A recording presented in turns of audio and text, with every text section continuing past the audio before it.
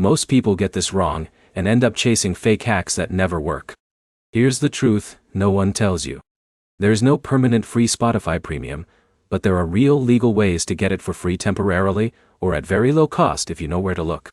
In this video, you'll learn the actual working methods in 2026 to get Spotify Premium for free, how long they last, and how to avoid scams that can put your account at risk.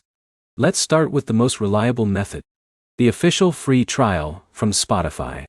Spotify regularly offers free premium trials for new users. Depending on your region, this can range from 1 month to even 3 months during promotional periods. So if someone like Alex has never used premium before, he can activate the trial and instantly unlock ad-free listening, offline downloads, and unlimited skips. But here's the problem most people face. They forget to cancel before the trial ends, and then they get charged automatically. The simple fix is to set a reminder on your phone a few days before renewal, so you can cancel if you do not want to continue.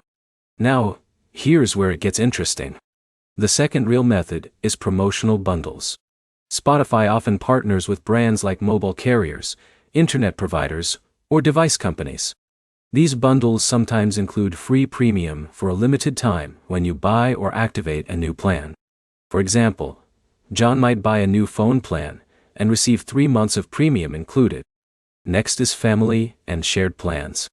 While not fully free, joining a family plan and splitting the cost can make premium extremely cheap per person.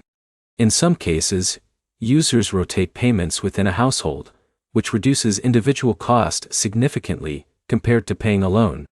Another method is student offers.